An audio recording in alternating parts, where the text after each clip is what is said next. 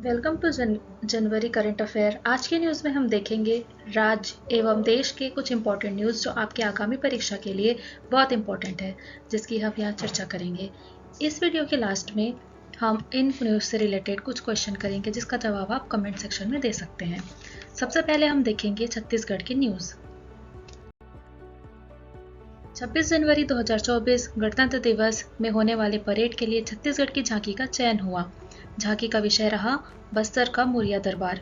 इसके पहले 2022 में विषय था धनकुल वाद्य यंत्र तथा मुंडा बाजा।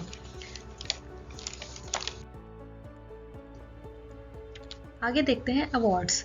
राष्ट्रपति ने देश में 2024 के पद्म पुरस्कारों में 132 पद्म पुरस्कारों की सहमति दे दी है, जिसमें छत्तीसगढ़ की 3 हस्तियां शामिल हैं।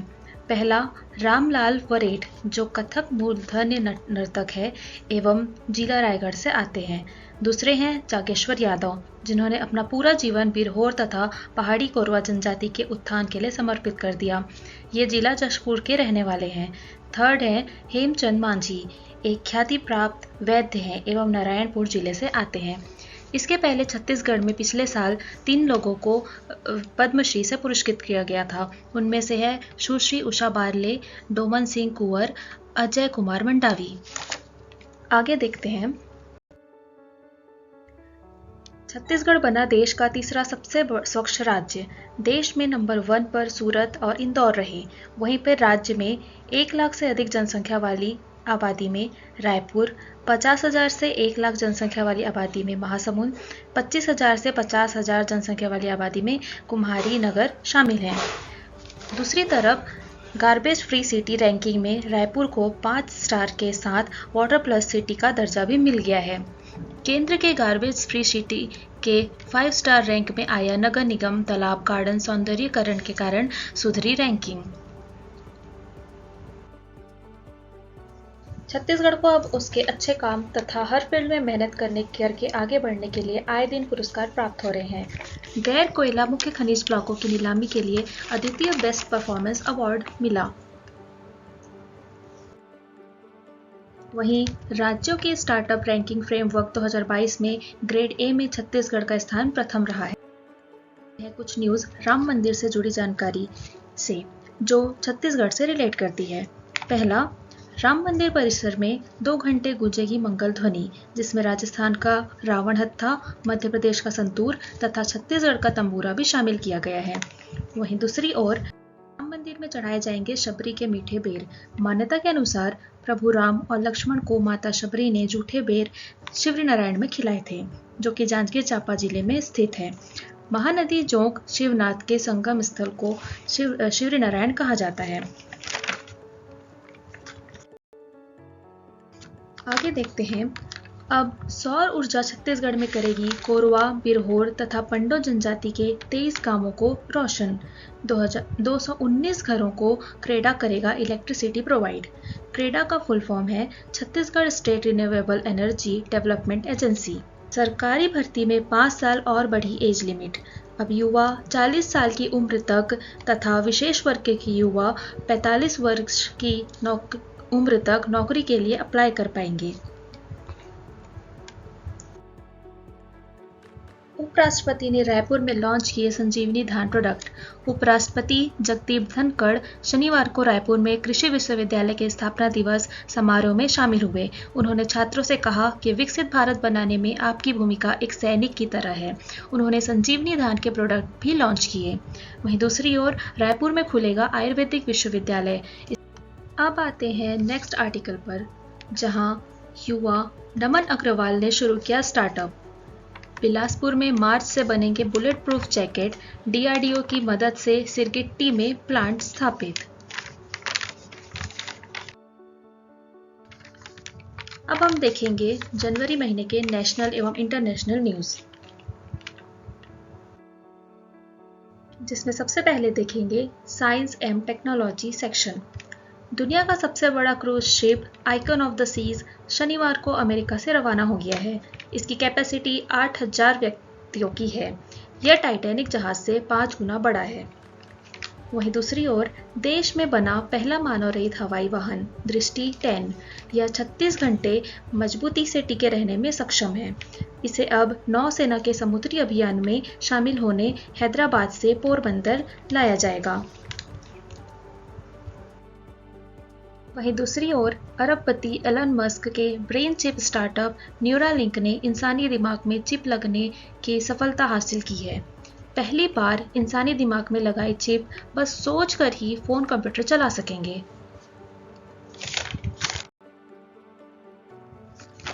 नेक्स्ट आर्टिकल है भारत एक और इतिहास रचने के करीब, आदित्य L1 को आज मिलेगी मंजिल। आदित्य L1 15 लाख किलोमीटर के लंबे सफर के आखिरी पड़ाव में पहले ही पहुंच चुका है। यह बेहद महत्वपूर्ण है। शनिवार शाम आदित्य अपने मंजिल पर पहुंच जाएगा तथा हेलो ऑर्बिट में स्थापित किया जाएगा ताकि अलग अलग कोण से सूर्य को देखा जा सके। L1 बिंदु पर लगातार पृथ्वी के संपर्क में रहेगा। यूरोप के प्रोबा 3 को लॉन्च करेगा भारत। इसरो और एसा की साझा अभियान है। इसरो का full form Indian Space Research Organisation है, वहीं पे एसा का full form European Union Aviation Safety Agency है। वहीं दूसरी ओर इसरो की एक नई सफलता में शामिल हुआ PSLV C58 के पोएम 3 प्लेटफॉर्म पर फ्यूल सेल का सफल परीक्षण। हाइड्रोजन और ऑक्सीजन से स्पेस में बिजली बनाने की सफलता मिली तथा उत्सर्जन में मिला ऊष्मा और पानी। 1 जनवरी 2024 को भारतीय अंतरिक्ष अनुसंधान संगठन इसरो ने अपने कक्षीय प्लेटफॉर्म पोएम 3 में 100 वॉट श्रेणी में पॉलीमर इलेक्ट्रोलाइट मेम्ब्रेन ईंधन सेल आधारित पावर सिस्टम FCPS का सफलतापूर्वक परीक्षण करके एक महत्वपूर्ण उपलब्धि हासिल की। यह उल्लेखनीय उपलब्धि PSLV C58 मिशन पर हुई, जो भविष्य के अंतरिक्ष अभियानों के लिए ईंधन सेल प्रौद्योगिकी के मूल्यांकन में एक महत्वपूर्ण कदम है। भारत के बाद जापान ने रचा इतिहास, चांद की सतह पर पिन पॉइंट लैंडिंग। वहीं पर भारत की बेटी ने लाल ग्रह पर इतिहास रच दिया है। मंगल ग्रह पर रोवर संचालित करने वाली नासा से जुड़ी डॉक्टर अक्षता कृष्णमूर्ति भारत की पहली महिला बन गई है। अक्षता ने भारत में मैसाचुसेट्स इंस्टीट्यूट ऑफ टेक्नोलॉजी से PhD की है। मंगल ग्रह पर रोवर संचालित करने वाली बनी पहली महिला। आगे पढ़ेंगे इकोनॉमिक न्यूज़। इस साल GDP की रफ्तार 7.3% रहेगी। यह अनुमान से भी बेहतर है। कृषि को छोड़ सभी सेक्टर बेहतर रहे हैं। वहीं दावा यह है कि 2030 तक हमारी इकोनॉमी $7 ट्रिलियन सालाना ग्रोथ 7% रहेगी।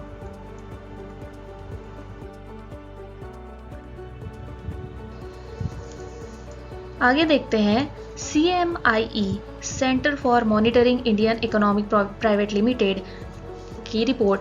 शहरों में बेरोजगारी दर 10% पर पहुंची, 25 लाख बेरोजगार बढ़ गए। देश में शहरी क्षेत्रों में 15+ आयु वर्ग में 3 महीने से बेरोजगारी दर बढ़ रही है। बीते महीने दिसंबर में यह दर 10.08% रही, यानी औपचारिक बेरोजगार बढ़ने की जगह घटते जा रहे हैं। ग्रामीण इलाकों में बीते 2 माह में बेरोजगारी दर 1.87% घटी है।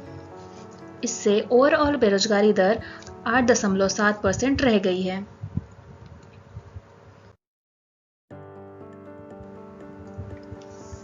आगे देखते हैं कुछ आंकड़े। सर्वाधिक आयकर दाता।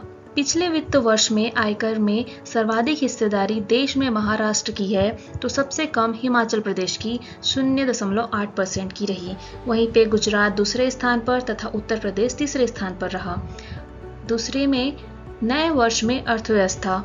OECD के मुताबिक भारतीय अर्थव्यवस्था इस साल भी सबसे तेज गति से आगे बढ़ेगी, तो रिजर्व बैंक ने 7% की वृद्धि दर का अनुमान लगाया है। भारत का अर्थव्यवस्था 6.1% है।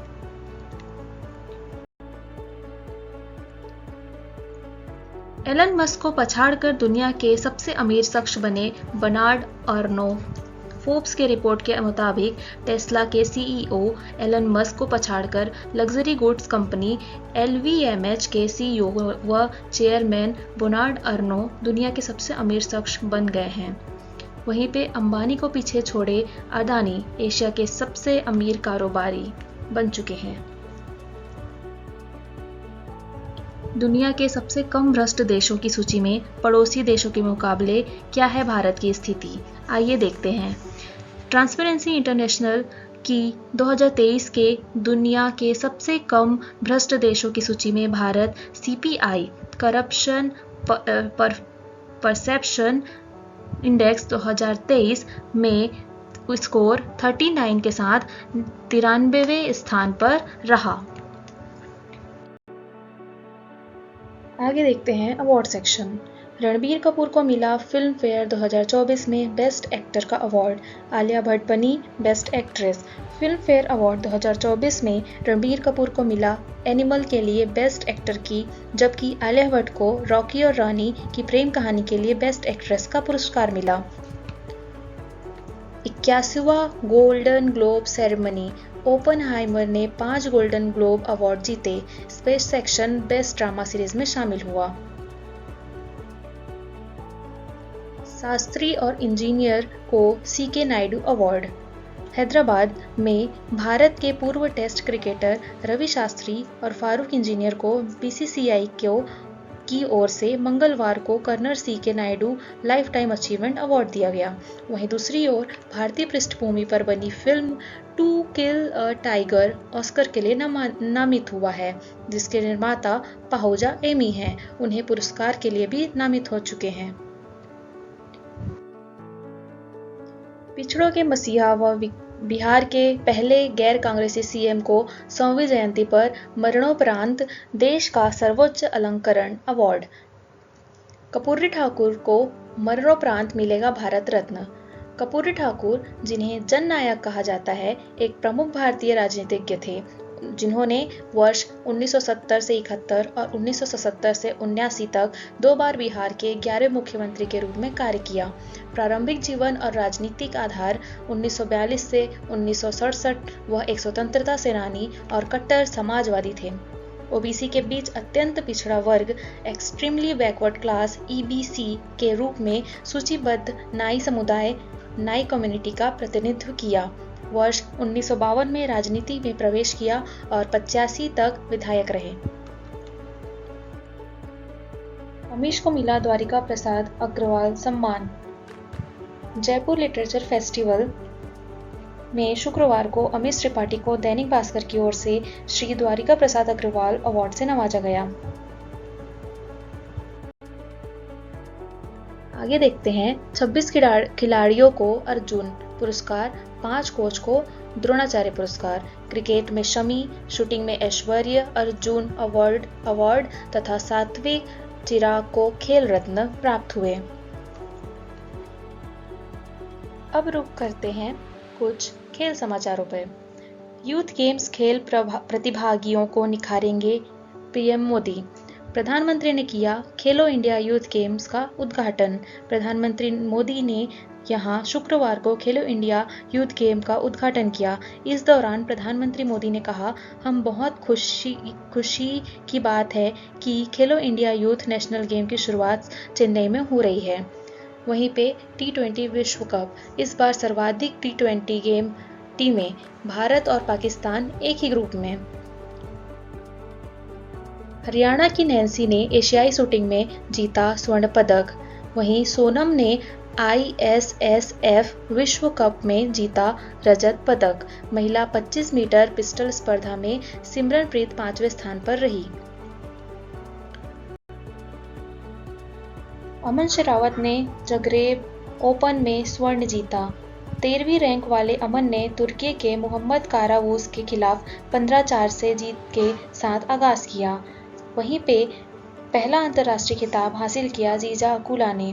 टेक्सास, भारत के 2 बार की टेबल टेनिस राष्ट्रीय चैंपियन श्रीजा अकुला ने WTT की फीडर कॉर्पस क्रिस्टी में महिला एकल खिताब जीता, जो उनकी पहली अंतर्राष्ट्रीय ट्रॉफी है।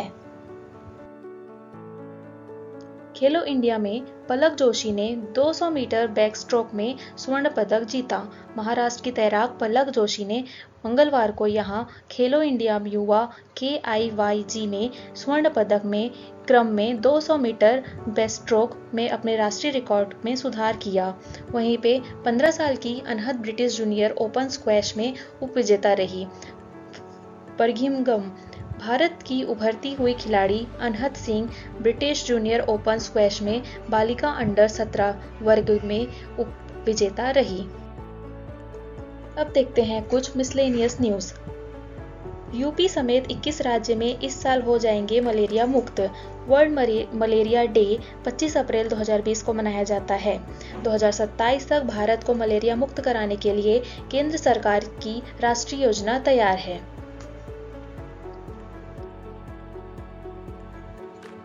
गणतंत्र दिवस परेड पुरस्कार 2024 के विजेता घोषित हुए, जिसमें पहला स्थान ओडिशा की झांकी, जिसका विषय था विकसित भारत में महिला सशक्तिकरण। दूसरा गुजरात की धारडो, गुजरात के सीमा पर्यटन का एक वैश्विक प्रतीक। तथा तीसरा तमिलनाडु की प्राचीन तमिलनाडु में कूदा वोलाई प्रणाली लोकतंत्र की जननी स्थान प्राप्त की। आगे देखते हैं हिट एंड रन नियम क्या है। भारत में आया नया हिट एंड रन नियम। हिट एंड रन नियम कानून के अनुसार भारतीय दंड संहिता 1860 को प्रस्थापित करना है। BENS 2023 की धारा 106(2) में दुर्घटना स्थल से भागने तथा किसी पुलिस अधिकारी तथा मजिस्ट्रेट को घटना की रिपोर्ट करने में विफल रहने पर 10 वर्ष तक की कारावास तथा जुर्माने का प्रावधान है। हालांकि यदि ड्राइवर दुर्घटना के तुरंत बाद घटना की रिपोर्ट करता है तो उस पर धारा 106(2) के स्थान पर धारा 106(1) के तहत आरोप सिद्ध किया जाएगा। धारा 106(1) में गैर इरादतन हत्या की श्रेणी में नहीं आने वाली मौत, मतलब लापरवाही के कारण होने वाली मौत के लिए 5 वर्ष तक की सजा का प्रावधान है। राम मंदिर में 22 जनवरी को दोपहर 12:20 पर होगी प्राण प्रतिष्ठा। राम जन्मभूमि मंदिर में स्थापित की जाएगी अरुण योगीराज द्वारा तैयार की गई रामलला की प्रतिमा। केंद्रीय मंत्री प्रहलाद जोशी ने ट्वीटर किया है कि अयोध्या स्थित राम जन्मभूमि मंदिर में कर्नाटक के प्रसिद्ध मूर्तिकार अरुण योगीराज द्वारा तैयार की गई रामलला की मूर्ति की प्राण प्रतिष्ठा की जाएगी। मंदिर के ट्रस्ट के महासचिव चंपत राय ने बताया कि यह मूर्ति भगवान राम के 5 वर्ष के बाल स्वरूप तैयार की गई है। आगे देखते हैं मनरेगा में अब आधार आधारित भुगतान अनिवार्य। नई दिल्ली एजेंसी महात्मा गांधी राष्ट्रीय ग्रामीण रोजगार गारंटी योजना मनरेगा के तहत मजदूरी भुगतान सोमवार 1 जनवरी से केवल आधार आधारित भुगतान प्रणाली ABPS के माध्यम से अनिवार्य किए जाने के बीच ग्रामीण विकास मंत्रालय ने कहा कि यदि कुछ खास ग्राम पंचायतों के सामने तकनीकी समस्याएं हैं तो सरकार उन्हें छूट देने पर विचार कर सकती है। 87.52% श्रमिक को आधार आधारित भुगतान प्रणालियों में परिवर्तित किया गया। आगे देखते हैं ब्रिक्स। सऊदी, ईरान सहित 5 देश बने ब्रिक्स के पूर्ण सदस्य। भारत, रूस, चीन, ब्राजील और दक्षिण अफ्रीका ब्रिक्स आधिकारिक तौर पर 10 देशों का संगठन बन गया है। 1 जनवरी को सऊदी अरब, ईरान, UAE, मिस्र और इथोपिया इस के सदस्य बन गए हैं। पिछले वर्ष अगस्त में दक्षिण अफ्रीका में आयोजित ब्रिक्स के 15वें शिखर सम्मेलन के दौरान 6 नए देशों को इस संगठन में शामिल किए जाने की घोषणा की गई थी। हालांकि अर्जेंटीना ने खुद को इस समूह से नहीं जोड़ने का फैसला किया। मैडम तुसाद न्यूयॉर्क में बाबा रामदेव की वृक्षासन मोम प्रतिमा का अनावरण किया। योग गुरु बाबा रामदेव की मोम की प्रतिमा का हाल में ही न्यूयॉर्क के मैडम तुसाद संग्रहालय में अनावरण किया गया। वृक्षासन समुद्रा में उकेरी गई मोम की प्रतिमा का अनावरण स्वयं रामदेव बाबा की उपस्थिति में दिल्ली में एक कार्यक्रम में किया गया। आगे देखते हैं UNESCO world heritage site. UNESCO की विश्व विरासत सूची के लिए नामित हुआ मराठा मिलिट्री लैंडस्केप। संस्कृति मंत्रालय ने सोमवार को बताया कि 2024-25 के लिए यूनेस्को की विश्व विरासत सूची के लिए मराठा मिलिट्री लैंडस्केप को नामित किया गया है। इसमें कई किले, गढ़ों और मराठा साम्राज्यों से जुड़े देश भर के कई हिस्सों में मौजूद मिलिट्री स्ट्रक्चर शामिल हैं। रिपोर्ट के मुताबिक मराठा मिलिट्री लैंडस्केप में करीब 14 किले व गढ़ शामिल हैं। आगे बढ़ते हैं कुछ क्वेश्चन की ओर। 2024 में भारत रत्न से पुरस्कृत कर्पूरी ठाकुर किस राज्य से आते हैं? ब्रिक्स में कौन कौन से 5 नए सदस्य शामिल हुए? तीसरा क्वेश्चन है, राम मंदिर की मूर्ति तैयार करने वाले मूर्तिकार कौन तथा कहाँ के हैं? चौथा, खेलो इंडिया यूथ गेम 2024 की शुरुआत कौन से शहर में हुई? पांचवा, राम मंदिर में छत्तीसगढ़ से कौन से वाद्य यंत्र को सेलेक्ट किया गया?